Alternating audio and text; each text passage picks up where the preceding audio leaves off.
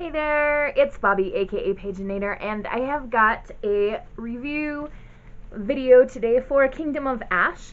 In my last video, I asked if you guys would like me to do a video about this book, and I had a comment from Nubian Beauty who said, yes, please do one, and so that's what brings us here today.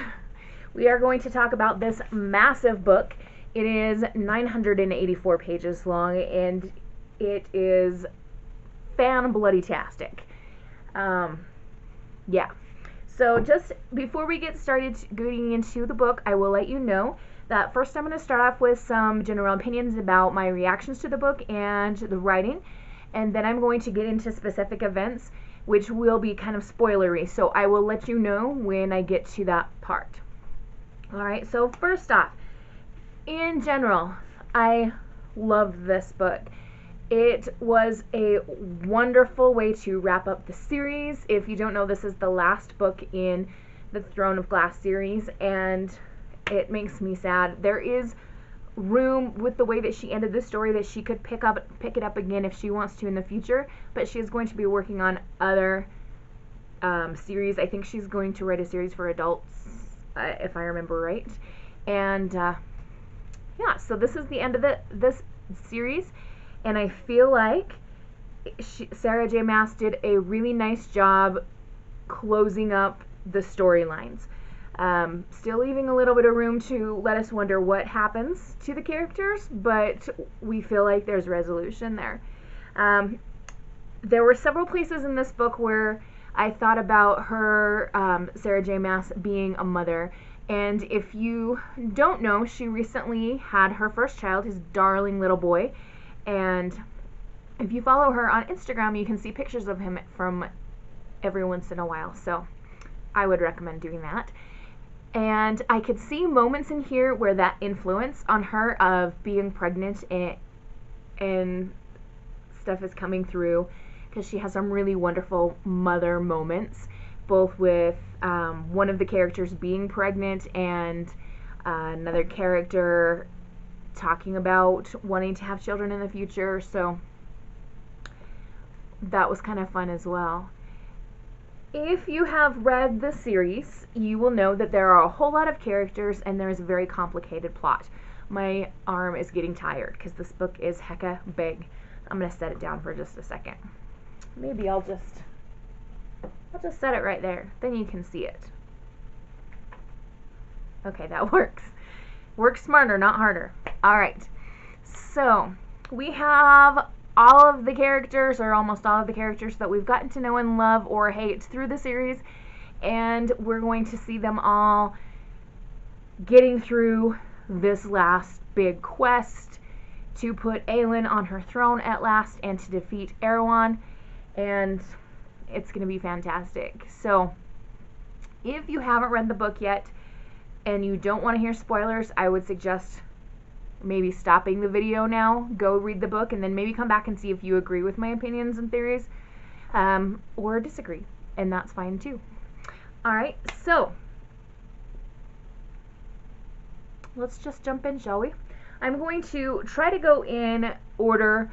I'm not going to go step by step through everything that happens in the book, but I'm going to pick out some big moments, trying to keep them in sequential order with how they happened in the book. If I mess up here and there, please forgive me. Also, please forgive me if I don't pronounce names the way that you pronounce them. I haven't listened to the audiobooks, and those aren't always for sure how the author wants them to be pronounced anyway, so I'm just going to say names how I say them in my mind, and we'll just go with that.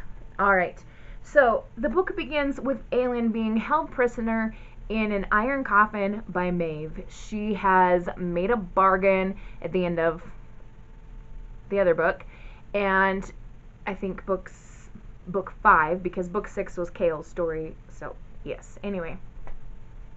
So Aelin's being held prisoner, and it's not just that she's locked up, she is being tortured. Fenris is there with her, and if you remember, Fenris is a shapeshifter, and so he is in his wolf form for most of the time, but he is there, and they kind of become emotional support for one another. They work out this blinking system, like 4 blinks means I am here with you, I see you. And then there's like one blink means yes and two means no, or vice versa. Anyway, so they really become even closer as friends, and that's really lovely to see. And I was so glad that Aelin had someone there who was on her side, even if it was just a beautiful white wolf who was there blinking at her from the corners to let her know, I see you, I'm here with you. That was really lovely. As she is being trapped and tortured, you just, as a reader, I was in agony for her. Everything that she's been through, since the beginning of the series, sure, her life has not been easy, and she's just trying to find herself and this destiny that she was put there for. So while she's being held prisoner, I want to tell you a little bit what some of the other characters are doing. Aedion and Lysandra are together, and they're fighting. Lysandra, since she can shapeshift into pretty much anything, she is being Aelin at the moment, trying to not scare the people, wondering where their queen is. So she's pretending to be Aelin or whatever they need her to be, and she and Aedion get in some fights. And I saw another booktuber getting kind of upset because Aedion kind of takes out his anger at Aelin for leaving on Lysandra. And yeah, that's not fair of him to do, but I don't think we can criticize Sarah J. Maas for writing that way, because not all characters react the way that they should. Not all characters are going to make right choices, and I think it's fine to show a character who was so mad that Aelin left that, yeah, he's going to make a mistake and take it out on the wrong person. Is it Lysandra's fault? No, it's not. It was Aelin's choice to go do that. So they do fight a bit, and Lysandra does eventually forgive Aedion, which I think is, again, fine, because we forgive people. That's what we do. That's part of being human, is recognizing that being in a relationship with someone else is forgiving them when they've done something wrong. Dorian and Manon are off trying to recruit more witches to join their cause for the battle, and so we have several scenes and chapters from their points of view, and Dorian is gaining different magical powers because he's able to siphon abilities from people, and so we see him gaining shape-shifting powers and some other different things, and there's a little relationship-y stuff going on with those two as well, which was really fun. And who doesn't love Manon? I mean, she's so much fun, and she's just as much of a killer badass queen as Aelin is. So there it is. Sorry I cussed. I am so sorry. Alright, Rowan, Elide, whatever, Lorcan, and those guys are searching for Aelin, because Rowan is not going to give up until he has got Aelin back with him. And then Chaol and Irene are headed for Chaol's father's keep. They're going to head up the battle that's going to be taking place there. Now, Aelin, of course, has to escape from Maeve, otherwise it would be a horrible book if she didn't get away from that situation. And so that happens, and there is a rescue, and I'm not going to go into everything because, yeah, you need to read it yourself, but I will say that was really well done in the writing, because I feel like because Aelin escaped first and then Rowan was there to help rescue her, she did it on her own power, the first part of it anyway, and then he was there right with her to help her get through the recovering that she was going to need to do, or start to get through it anyway. And it was that segment of the book was the first point where I really started to go, okay, freak out time. I am in depth into this book, and I am immersed in this world, and I am not coming out of it easily. And I may or may not have skipped out on some things that I should have done, like cleaning my house and that kind of thing for a while, because I was into the story. After this comes a lot of battles and fighting. Aelin and Rowan and their group are traveling to get to other people so that they can join Chaol and everyone else in the battles. there is a big battle by a dam, and Aelin has been storing up her power for 3 months. And so she goes, and the dam is going to break, and everyone's evacuating. Now, Lorcan is really badly injured, and he's just lost on the battlefield somewhere. And so Elide hops on to Kale's horse and runs and is just like screaming for him. Lorcan, realizing that she's not mad at him anymore because she was furious at him for a long time because he kind of was working for Maeve for a while. But she's just charging through there like, I'm going to find my man. I am going to get him. I have to save his life. And that's when she finds him. It was such a girl power moment because she has to lift him on the horse. And with her ankle, you know, she just struggles physically to move anyway. And she got him on that horse, and she got herself up on that horse. And as they're riding back, the dam is about to break, and he says, I love you to her, and it's just epic moment. Followed quickly by another epic moment, because here comes Aelin with this power that she has been storing up for 3 months. And she blasts that dam with all of the fire that she has within her. Holy crap. And saves so many lives. And is able to divert the stream until it's down to reasonable flow and it's a river and just things are fine. Yikes. This book had so many epic moments in it. I don't even know how to choose. When I was making notes for this video, I thought, well, crap, how am I gonna pick all these things to talk about? And yeah, if I had time to march through chapter by chapter by chapter, we could probably do that and still have lots to say. But that was really amazing because even though Aelin is nowhere near emotionally and mentally recovered from this torture that she's been through, she has been saving up this magic, and she's still able to be strong and to do something to save her people, which is utterly fantastic. All right. Here's another big thing. Dorian and Manon split. Dorian takes off to go get the third weird key, which is in Morath. Now, when he gets there, he's running around. He's shapeshifted into a little mouse. I think it's a mouse at that point. Anyway, and Maeve catches him. And Dorian says, okay, let's ally, and you can be my queen.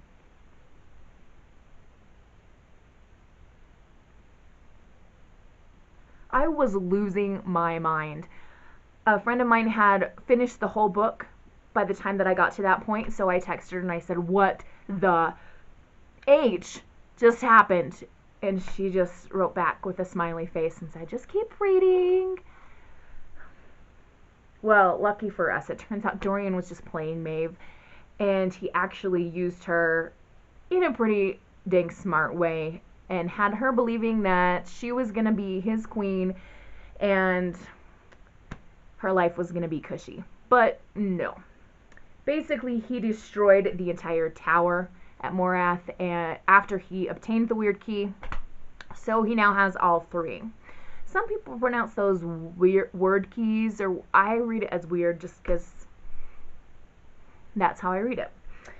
Alright, so Dorian has got them, and so he becomes a wyvern and flies to find Kale and the camp where Aelin has joined them now. She joined them before the big fire scene with the dam and everything. So, at Orinth. Okay, there's battles here, and the whole time there have been battles, but another epic moment. The 13.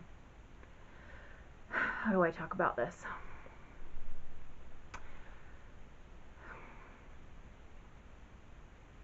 Manon and the 13. Okay. Abraxas is injured. Some Iron Teeth witches are coming with a witch tower, which they have actually set up and already fired at once, which basically destroys anything in its path.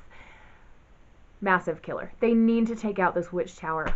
Manon's kind of unable to do anything because Abraxas is injured. So the 13 go and blow themselves up to destroy the witch tower. Ultimate sacrifice. That was so emotional and so just heart-wrenching to read that scene. I cried, of course I did, and just thinking about Manon and everything that she's gone through, and then to watch her family, her friends, essentially kill themselves to bring down that witch tower. Everything that she loves is gone, except for Abraxas. Abraxas has a mate, and that mate dies when the 13 blow themselves up.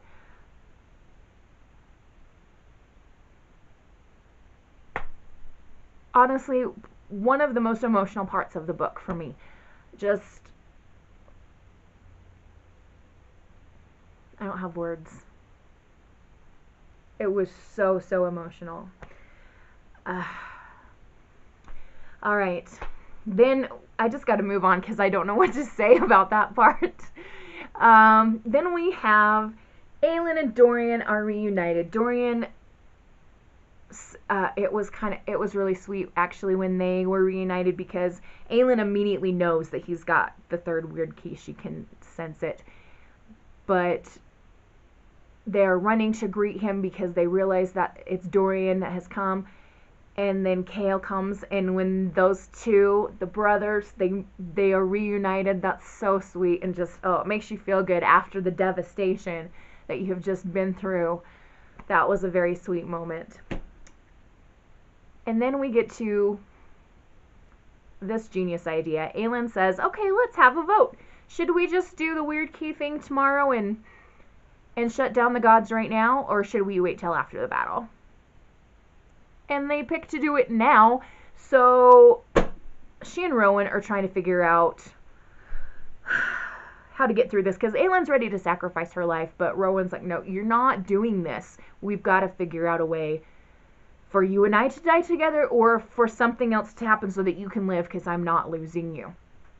And I really, really love Rowan for insisting on this, because what they came up with was that Aelin and Dorian would team up and do it together, and possibly be able to stay alive getting through this situation, because it's always been assumed that one or the other of them would have to do this, put the 3 weird keys in, destroy the gate, seal it, and they would die. So they decide to do it together. And weirdly, as they're beginning this process, Dorian's father shows up and takes Dorian's spot. So Aelin kind of shoves him back to the real world and continues to take this on. And so what happens is that while Aelin is in this realm and the gods are getting ready, she goes, oh yeah, remember you said you were going to take Erewhon with you. That's why I'm helping you with this. But I'm going to make a trade. I want you to spare Elena's life. I want you to let her stay here, and you don't have to take Erewhon. And the gods were pretty much like, nope, not gonna do it.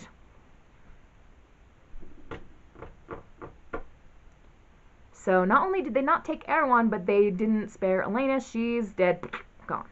So because she tried to spare Elena, she was given by Elena's mother 1 kernel of life to hold on to.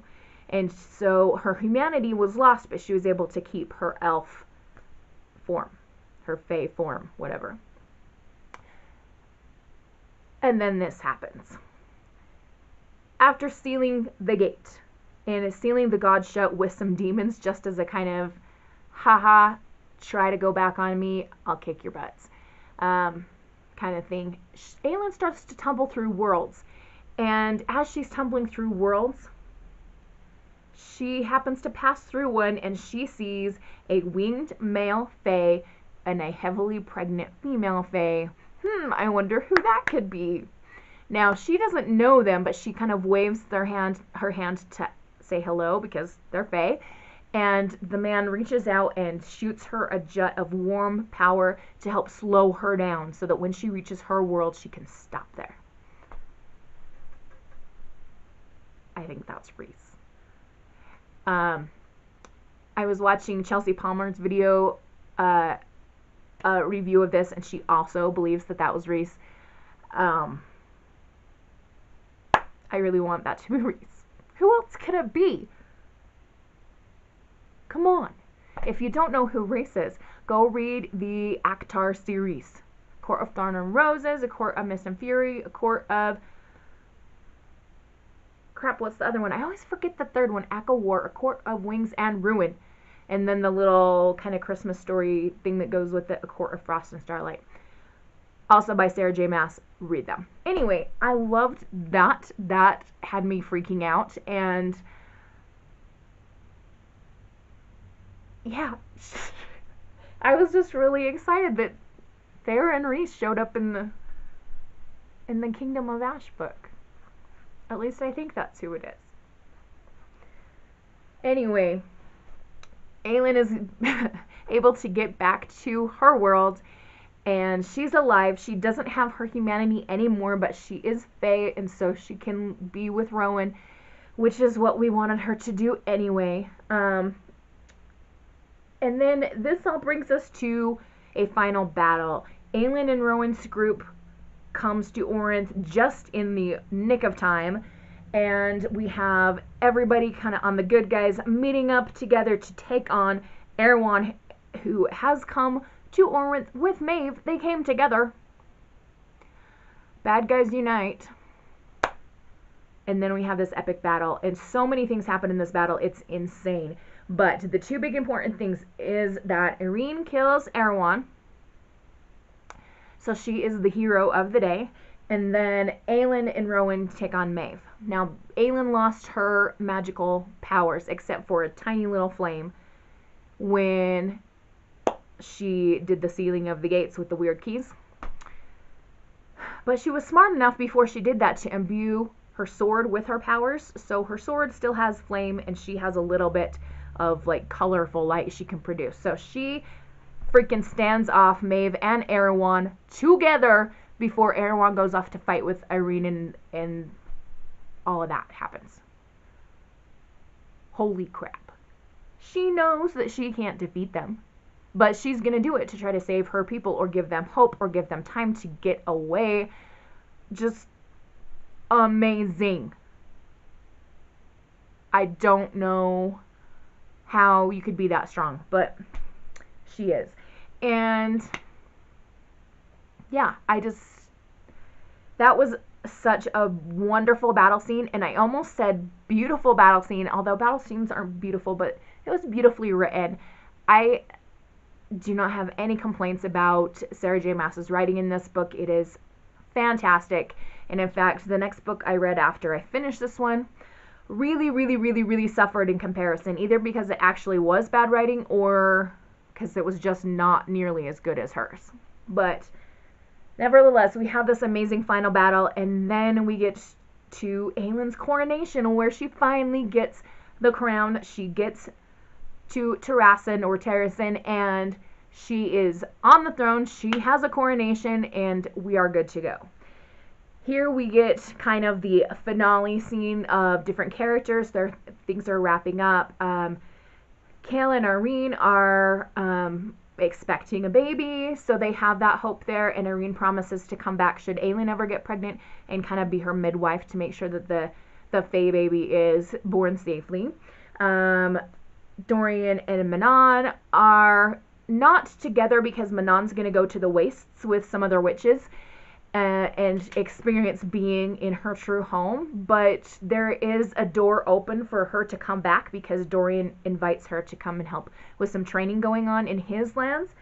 Who else do we have? Elide and Lorcan are going to be together, and who else am I leaving out? I don't know, I'm sure I'm leaving out somebody, but then of course we have Aelin and Rowan and Terrasen, or Terrasen, I can never decide how to say that one, on the throne. So it all wraps up in a pretty package. Good to go. And I can tell you, I was reeling from this book for days. As I said, I tried to read another book and it just didn't go well. And yeah, anyway. I also do briefly want to mention the acknowledgments, the last couple of pages of the book. I read a good chunk of them, and I kind of skimmed through some because when authors go through and list like everybody that works at their publishing house and stuff, I don't know who these people are, so I skipped a couple of things there. But this made me cry too, because as if I hadn't cried enough in this book, the last 2 paragraphs of Sarah J. Maas's acknowledgments are to her son, and telling him that he's perfect and wonderful, and that she loves him to whatever end. Oh, it just gets me. So sweet. Yeah. Well, I think that's about all I've got to say about this book. I mean, don't get me wrong, I could talk and talk and talk about this book, but I feel like I've talked enough, and yeah, I said a lot of things, and yeah, I don't know. If you've read this book, let me know what you think in the comments below. Or if you haven't read it, I hope you didn't watch and listen to all of the spoilery parts of this video. But if you haven't read it, but you've read the rest of the series, please go read Kingdom of Ash as soon as you can. It's beautiful, and it's wonderful, and it's epic and amazing. If you haven't read any of this series, why did you watch this video? Just to hear me talk, maybe? I don't know. But if you haven't read any of this series, it starts with a wonderful book called Throne of Glass, where Aelin, who at that time goes by a different name, Selena, is a slave essentially working in the mines, and she is brought to the glass castle where Dorian lives to compete for the position of the king's assassin. So I highly recommend this series, and especially the last book, to every one of you out there. I hope you have a wonderful and bookish day. Happy reading. Adios.